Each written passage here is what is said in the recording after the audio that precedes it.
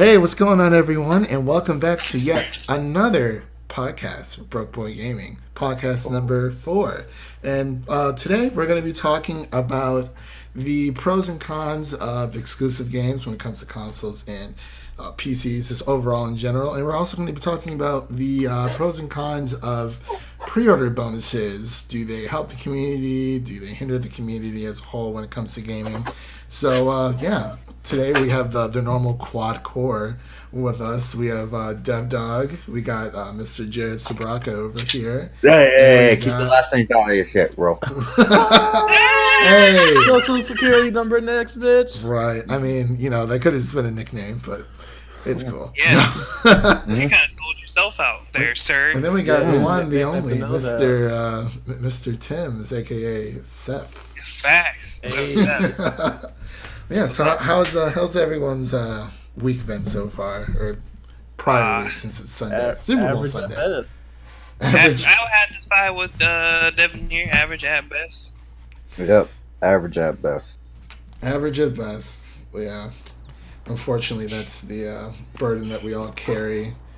But yeah, so today, as I said, we're going to be talking about, we're going to start off with the exclusive debate / argument. We have a lot of opposing views on that subject, so me and Seth are going to take the against exclusive games for console side, and we have Jared over here who's going to play the devil's advocate, and we have I'm not devil's advocate, bro. I thought you were. You say you were playing middle ground. That's not devil's advocate. Yes, bro. it is. It's not. Okay. Well, It don't matter. Anyways. So anyway, he's gonna be Jared's gonna be the devil's advocate while I cannot talk today, and then we have Mr. Dev Dog, who is for, pro all these exclusive games for consoles, and so let's get into it, ladies and gentlemen. Yeah. Yay. All right, Devin. I think you should start since you're 4. Yeah. So why do we need exclusivity among? I feel like among consoles, if you will. for consoles, I feel like it's one of the only things that gives them a competitive advantage. Like, what else differentiates consoles from each other? Like, But in itself, isn't that a negative thing? It helps the consumer decide what they want easier and gives them more reasons to choose between the two besides just picking a name out of a hat. Well, guys, I see where Devin's coming from. I guess one of my questions would be with that, the consoles between PS4 and the Xbox One, and I'm even just going to say the Switch in general. I'm assuming the Switch has other capabilities than just playing games. Well, actually, no. Let's just take the Switch out of it for a second. Between the Xbox and the PlayStation, they're pretty much the same console. Exactly. The only That's what I'm saying. Like, the games are what differentiates it and gives it a competitive edge. But I understand that, but I guess I'm trying to figure out. Sorry, I'm far away from the mic. I'm trying to figure out why lock a game that can sell phenomenally well across all platforms to just one console, when instead of having we have the best games, instead of locking down certain titles, why not give your community a different incentive versus just having everyone being able to play that certain game. So for Xbox, we know Xbox has a better online community versus PlayStation overall, I would say, even to date. Yeah, the online service itself is its advantage. But things like that. So these companies can start acting more as a service versus we're gonna lock down exclusive content for Battlefront 2 or Destiny 2 for PlayStation, and everyone on Xbox will get it eventually, but not when the game actually comes out. I don't know. I'm more against it because I feel like it's less it's anti-consumer overall, but I don't know. That's just one of my thoughts about it, but. Anyone else want to take a jab or just kind of go around the table here? And I mean, you kind of nipped in the bud everything that I wanted to say about it. Although, even though I'm still against it, but I do kind of see still Devin's perspective. Like, I completely understand it.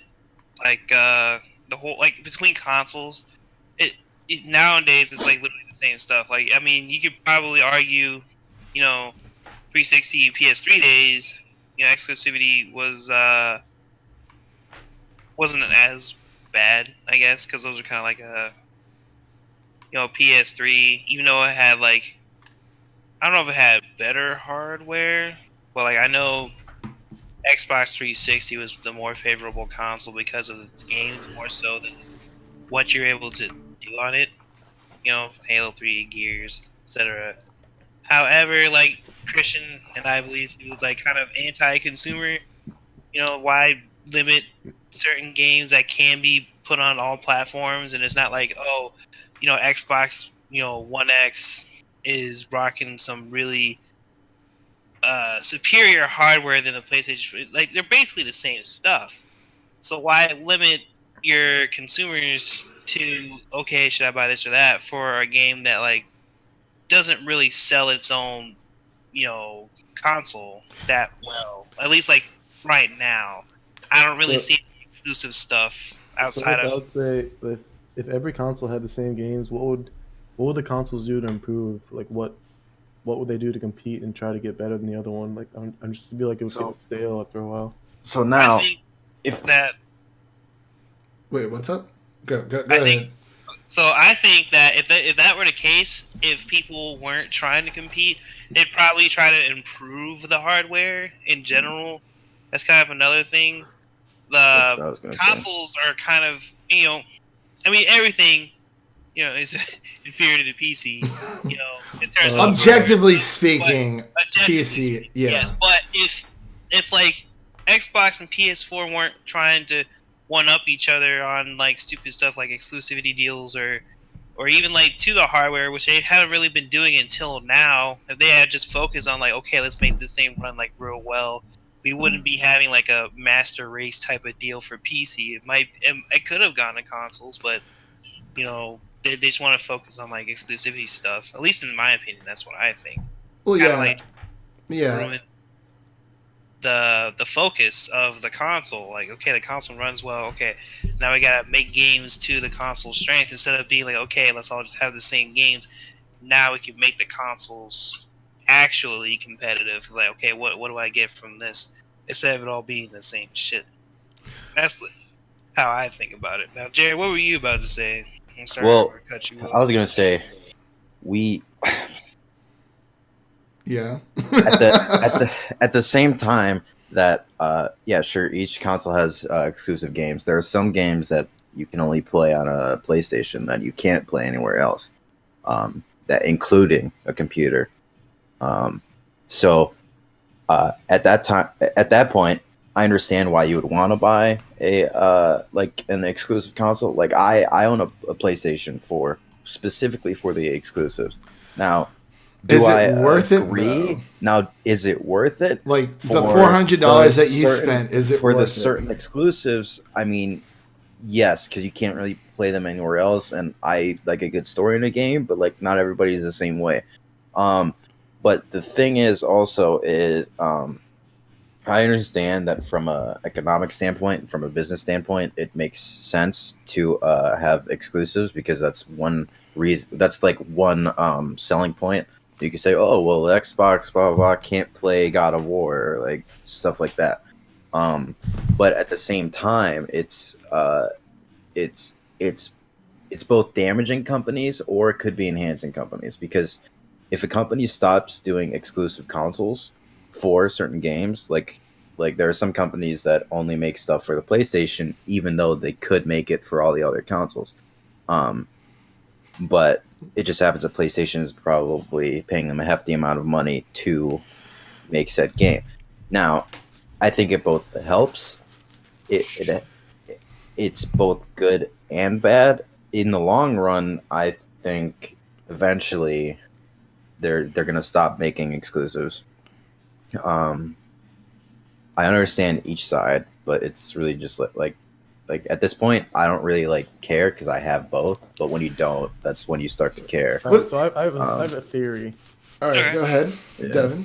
So if exclusives weren't a thing anymore, like all games are on all platforms, Mm. I kind of feel like Nintendo wouldn't be a company at this point. So, They would be a That is company. true. It would be a okay. They would pretty much go the same route that Sega did, but They would Sega go the didn't same have a route that choice. Sega did. Yeah. It would I just think- be I a think game after- development company. It wouldn't be I think hardware. after how much the Wii U flopped, I think Nintendo would have been like down shit's creek without exclusives. Yeah, they would have.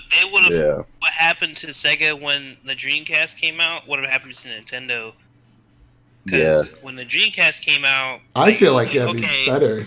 Because all Nintendo has is exclusive. Like that's their That their- is- Yeah, I mean, it's their bread and butter. Like I feel like they would make so much more money.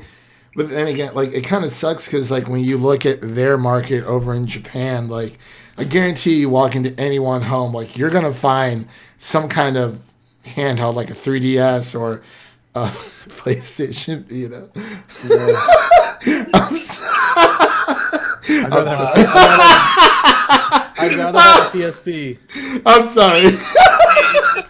Or you're gonna find, like a Switch or a PlayStation. Like when it comes to like PC gaming over in like Japan, I feel like it's not as big. It's just not as huge. Like just even over here, like in America, like I mean, you're not gonna find a lot of Xboxes over in Japan either. So it's kind of like, I'm sorry, but the PlayStation Vita. That also could be a political problem, though. Yeah, it probably could, and that's probably the reason why there hasn't been as many. I would just say as many. God, what am I saying? Like JRPG games coming to like the Xbox and things like that. You know what I mean? So it's kind of like, what? I don't know. I'm just really weirded about Like it. Monster but it's Hunter just- World. I feel like That it could be good, but the way it was marketed to the West is not appealing.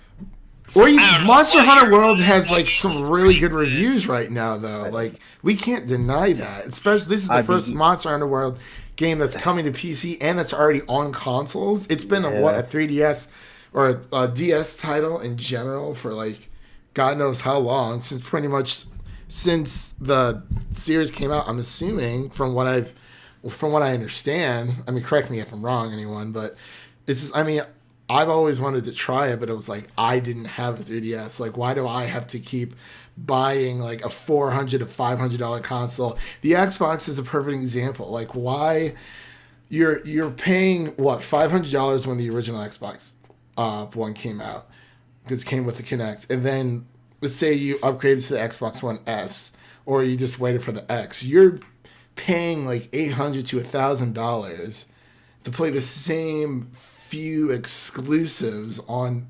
I don't. It just doesn't make any sense to me. Like a few days ago, one of my friends was talking about Kingdom Hearts on Facebook, Kingdom Hearts 3, and he was all excited about it. And I commented, I'm like, yeah, I'm like, you know, a lot of Square Enix games have been coming to PC lately, especially like Final Fantasy 15. That's a big one that's coming. Final Fantasy 12 Zodiac Age just came out a few days ago for PC as well as like Neo's out for the PC as well. And I was like, hey, I'm really hoping that this game comes to PC because there's such a large market for it.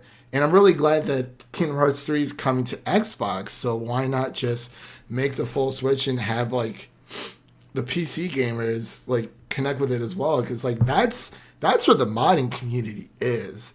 Like with Fallout, Skyrim, what made those games so great, where people fix things and, you know, adding things that, you know, didn't quite make sense and whatnot. It's just that's what made those games so great.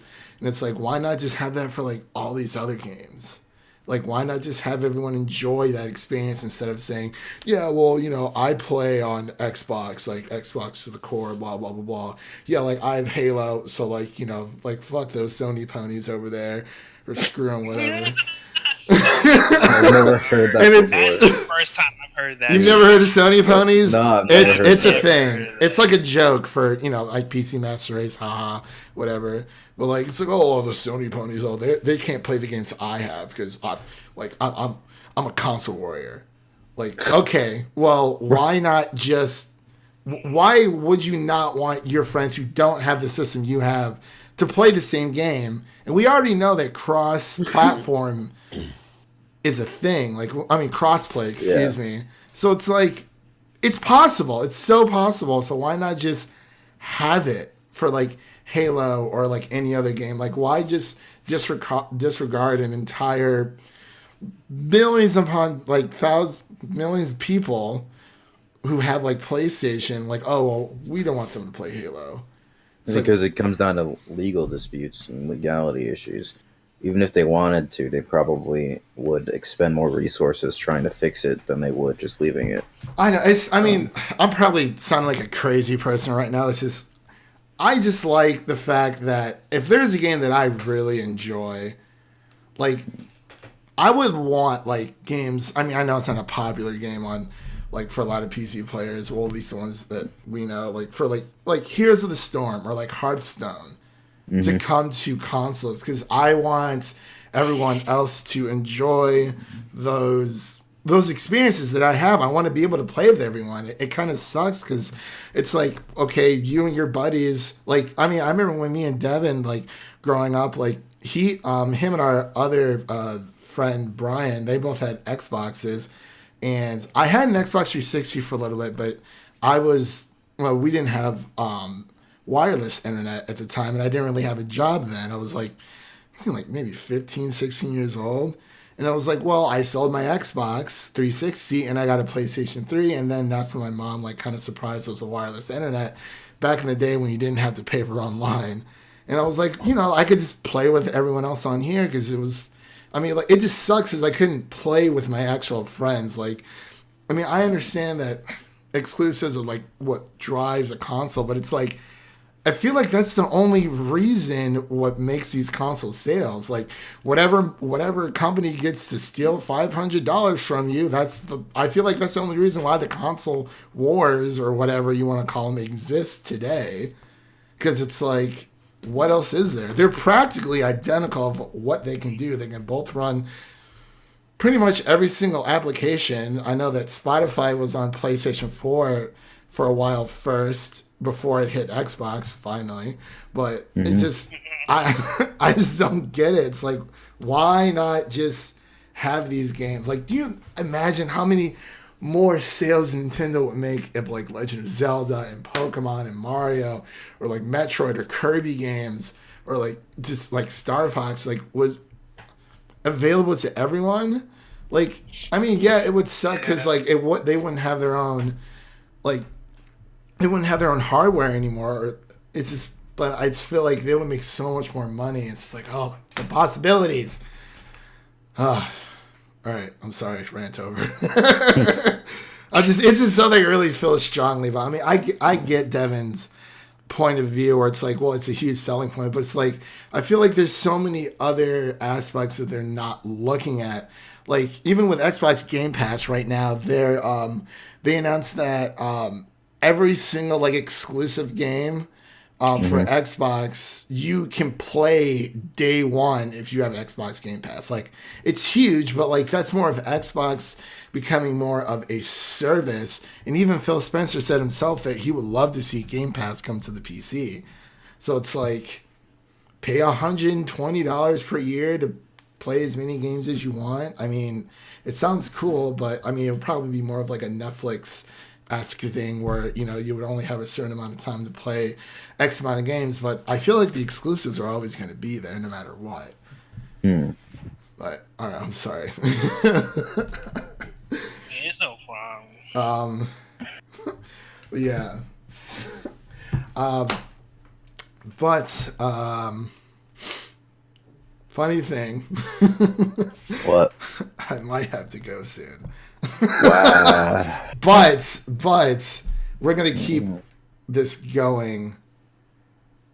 I just wanted to get a few pauses in so like I can like if we want to continue this later, because we're about like 19 minutes.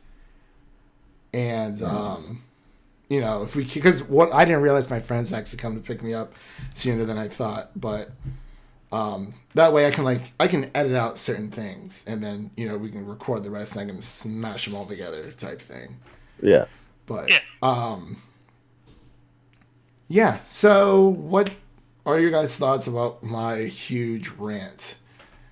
I guess. Or does anyone else have anything else to contribute with, like, I know we wanted to talk about pre-orders and things like that. I Not really. I feel like you hit everything. On everything. Oh. Well, poop. This might be a shorter podcast. It might be. I mean, I'm okay with that. So what do you guys feel about, like, the whole pre-order thing when it comes to like, because it's like, pre-order now, play the beta, because pre-order exclusives that aren't really exclusive. Or it's like game demos don't, like, they exist, but I feel like they just don't exist anymore, because I feel like at one point the pre-order bonuses were excellent, but they were for exclusive games. As we've gone on, they've gotten just like poop. Like I remember pre-ordering. Okay, I pre-ordered. What was that shitty game? That shitty Ubisoft game. Assassin's Creed. No, not the Assassin's Creeds, bro. Come on now. Far Cry. No, For Honor. For Honor, yes. Okay. I pre-ordered it. You pre-ordered For Honor? I didn't even pre-order like a dumbass. Man, I just played it in the free weekend, and I was like, I'm not buying this shit for $20. So not worth it. But I pre-ordered it, and the pre-order bonus was like not even worth it. It was like I got one differing logo. Was that an Assassin's Creed logo? No, it wasn't. I got that. Liar! But, there is an Assassin's Creed logo, but I knew it.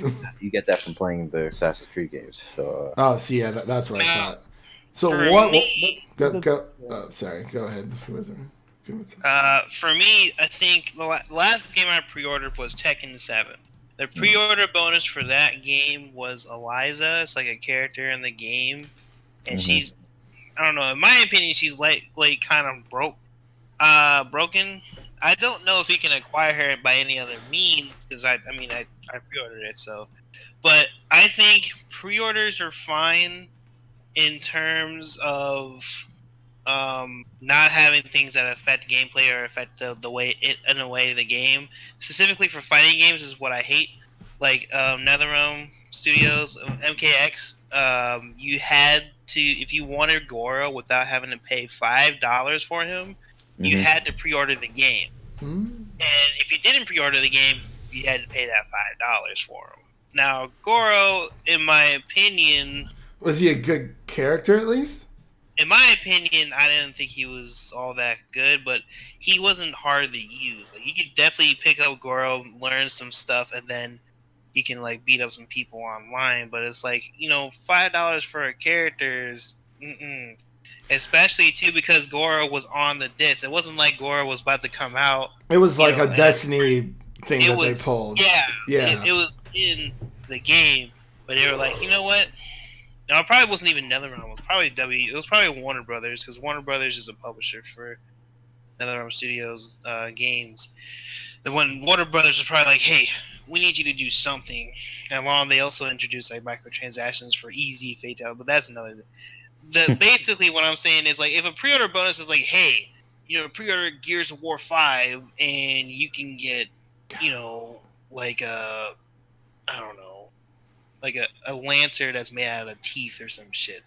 It's like, okay, that's kind of okay, because it's not going to affect the gameplay. It's just literally it's aesthetics, or cosmetics, whatever you want to say. But at the same time, too, I see it as kind of like I see it as like a hook with like a really shiny worm.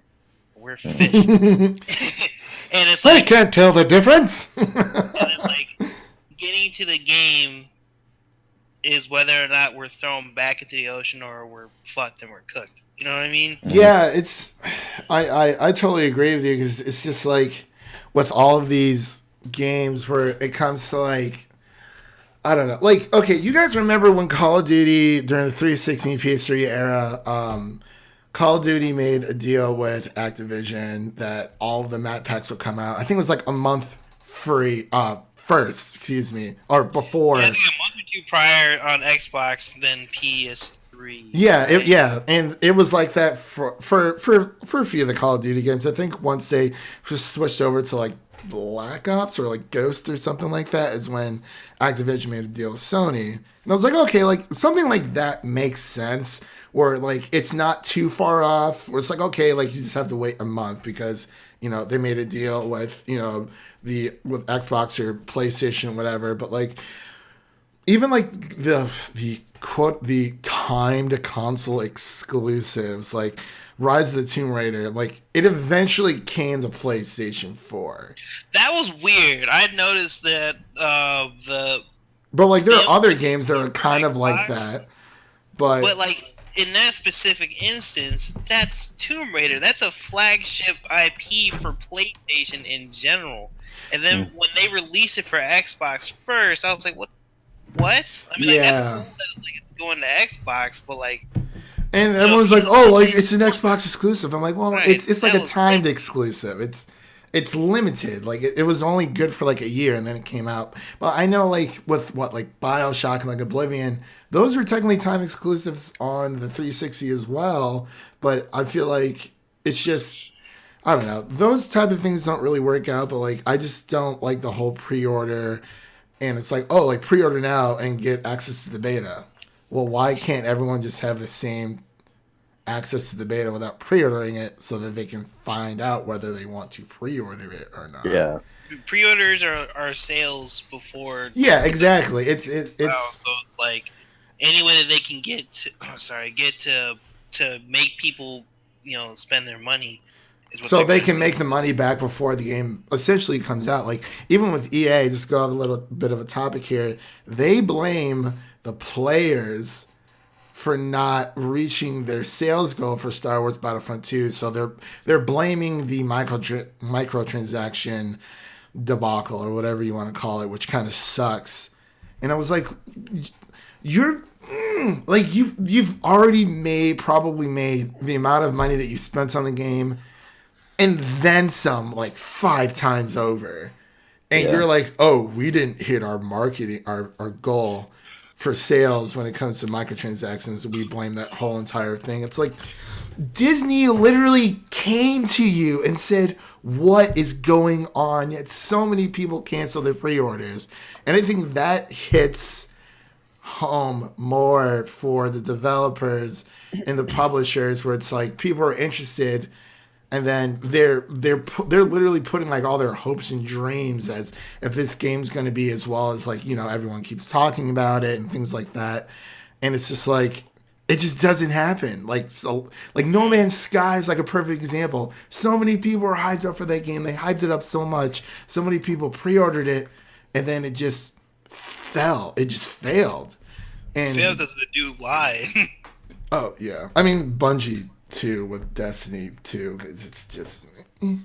But yeah, it's just like you have all these deceitful like developers, and it's just like, oh well, we really want you to pre-order our game. It's like, well, I understand that like you pour your heart and soul to this, but like I'm not gonna pay for something until like I hear honest reviews about it, and like also essentially hiding a beta access behind a paywall just so that you can secure your game, they can secure your money.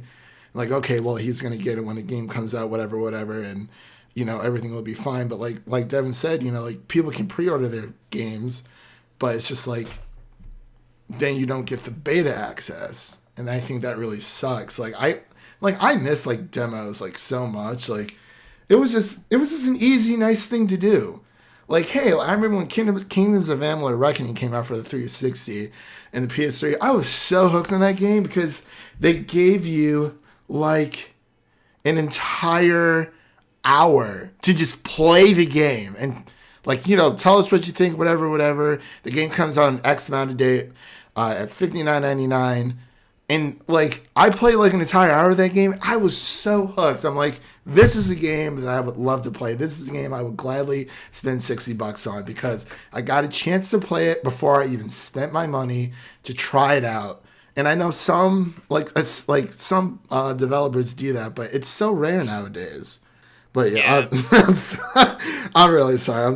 I really feel just just very passionate about this. It's just like No, bro, this is good. this is Quality.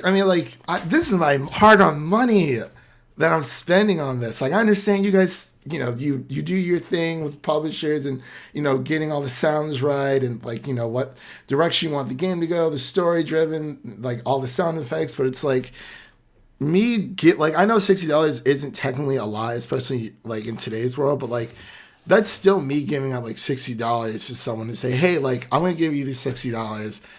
I've heard a lot about your game. I want to be immersed in your world in order to enjoy it. Like, I want to get the amount of hours I want to, just jump in and play.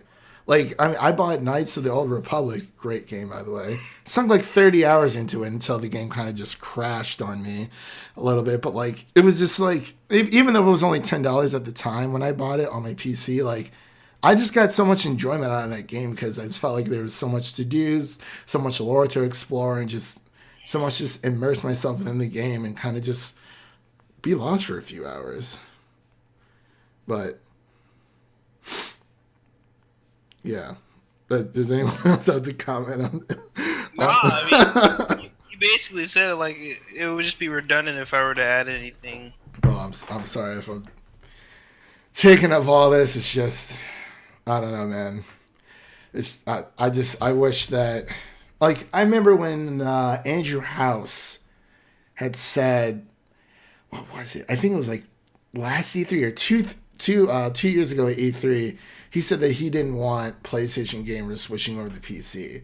It's like building a PC and just buying one, or in general, it's like cheaper now. I mean, with a few exceptions of what parts, depending on what you're actually looking for. But like, you could build a PC for like $500 to $600 and get a pretty solid 1080p 60 FPS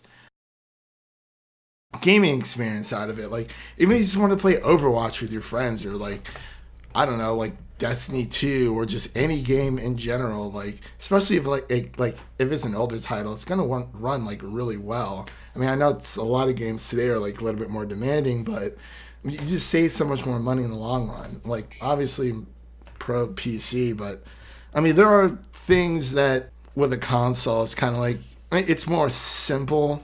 You just plug in and play, and kind of just, if you want to chill on the couch, you can do that. I mean, you can hook your PC up to any TV if you really want it to, but I don't know. It's just more of the same, I guess. But what else was I gonna say? Oh yeah, so Microsoft is thinking about purchasing EA and or Valve, and I think it's Bluehole Studios, PUBG's developer. That Yeah. I'm not sure if I butchered that. So, what are your guys' thoughts on that? Well, Please buy EA. He said, please. When you say please no EA or please buy EA? Yes, please buy EA. I'm Please right help with me. you. I'm right with you there. It's no, I don't know the full information on where it came from, if it's valid or whatever. right. I do remember going over like a video briefly talking about the person reporting on it in the video, and he wasn't sure too either, but he was just talking about the what ifs and what would benefit me. I think if Microsoft were to buy Steam Or Valve. Mm. or Valve, or like that would just take control over the Steam market. Do you think they would actually own Steam, or do you think there's going to be like a catch with that? Because normally when it comes to these type of things, it's like, I'm not sure if, like, I know Valve owns Steam, but like, I forgot. Jared, we were talking about it the other day. Yeah, it's like people, for companies that sell things, people own shares in them, so it's not really like for stores, it's not like a game company. It's like because they bank off of multiple people. So it's not like, let's say somebody does purchase them, that doesn't necessarily mean that they're going to act any differently, because there's like It's. I mean, like, we all because know. people outside of the company have a Mhm. stake in the company, so it's Right, it doesn't- yeah. it's So I feel like there would be a catch, but like, I mean, let's be honest, we all know the Microsoft Store Yeah. isn't the best thing in the world. Like it The just, Microsoft Store, huh? the Microsoft Store, or Steam? No, the Microsoft Store. Yeah, it's not. It's not. It gave me so many troubles just trying to when Gears of War 4 first came out. It gave me the biggest headache just trying to download it. It kept on giving me all these error messages. I had to do all these like the updates are one thing, but like it was just I just had to kind of just sit there and wait for them to fix it. And it was like, well, No, that's what I was saying. Like the dude was mentioning that Microsoft has been trying to make this kind of push to integrate PC players and Xbox players. they've been promising it for years. Right. They kind of been making more of a push now more than previously, especially with like the whole Xbox Play Anywhere thing. But it's kind of like a double-edged sword because there hasn't been many exclusives that come out for the functions that work. Now I know that with Gears of War, you know, Devin and I can preach for this, that a lot of people were concerned about, you know, PC players having an edge on Xbox players because of the fact that, you know, we have like mouse and keyboard. But mouse and keyboard does not work for that game. Exactly. Yeah. Whatsoever. Controller, that's for sure. Yeah. That game needs to be played with a controller. It's just I like have Rocket tried. League. I tried playing Rocket League with a mouse and keyboard. No, Don't do that. It was. I kind of got used to it for a little bit, but like obviously I still prefer a controller in my hand. But it was just like, really. But yeah, if Microsoft were to purchase Valve and like have the Steam like, you know, within their hands, that push can become actual reality in my opinion. They've already done like a thing. Third games like Left 4 Dead 3 and Half-Life 3. But like, Right. okay, so think about this. If this is possible, I don't know if they would ever do this because like this has actually been like a dream, and I was a dream of mine. I was hoping Microsoft would do this the last E3 when it came to. Okay, so for the longest time, Devin and I had a bunch of digital games that we pretty much did like game sharing, like back and forth. It was phenomenal, honestly. Like we had a pretty big live 50% off all games. Yeah, it was pretty sweet.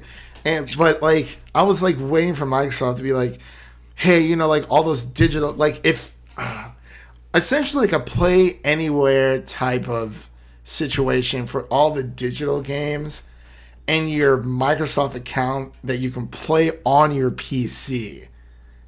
Do you see what I'm saying? Like, Yeah, I get you. but like, I mean, they kind of did that with, you know, with Play Anywhere when it comes to exclusives. And I'm like, okay, well, at least that's fair because now we can all play the new Halo or the new Fable together. You know, regarding on, because I still have a lot of friends on Xbox, but it's just people I don't normally talk to on a day-to-day basis.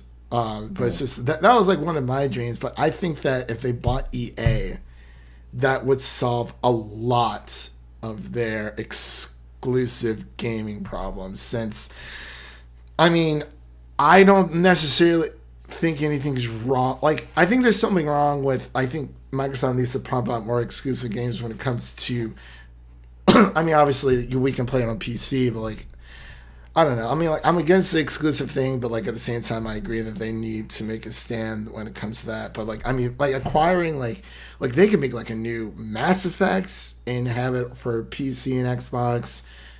They could. I mean, Dragon Age. I really am not entirely sure, but like, there's just a lot of titles that they could scoop up. Anthem. Yeah, and like, well, in Anthem too as well. I mean, I feel like there are going to be some that are going to be third party still, but like.